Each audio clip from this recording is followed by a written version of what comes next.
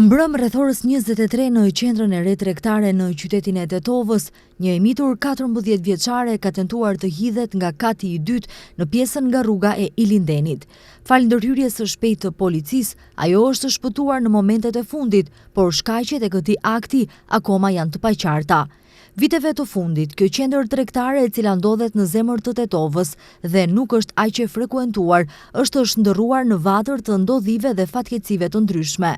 Para disa muajsh, një tjetër e mitur tentoi që t'i jap fund jetës, por fal intervenimit spektakolar të qytetarëve dhe policisë arriti të shpëtohet. Kurse në vitin 2023, fatkeqësisht një tjetër e mitur humbi jetën pasi u hodh nga kati i tretë i kësaj qendre tregtare. Në orët e vona në këtë qendër, gjëgjësisht në katin e parë dhe të dytë, gjejnë strehim persona të varur nga lëndët narkotike, kurse ka indikacione se këtu bëhet edhe shitblerja e drogës. Gjatë muajit mars në javën e parë të Ramazanit në kohë iftari, shpërtheu një zjarr në hapësirat e televizionit Koha, duke shkaktuar dëme të konsiderueshme materiale dhe ndërprerje të programit për disa ditë, dhe ky rast vazhdon të mbetet i pasbardhur dhe pa ditur shkaktarët. Përndryshe, kjo qendër është ndërtuar në vitin 1997 në lokacionin e Ishtregut të Tetovës dhe që nga hapja e saj nuk ka qenë aq funksionale.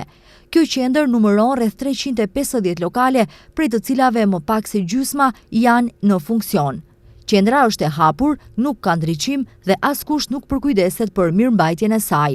Gjatë çdo fushate parazgjedhore, të gjithë kandidatët për kryetar komune kanë premtuar zgjidhjen e këtij problemi, por deri më tani askush nuk ka ndërmarrë asnjë veprim konkret. Ky është momenti i fundit që organet kompetente të veprojnë dhe bashkë me pronarët e lokaleve të gjejnë një zgjidhje për të shmangur tragjeditë e tilla dhe të përmirësojnë kushtet e afaristëve në këtë qendër tregtare.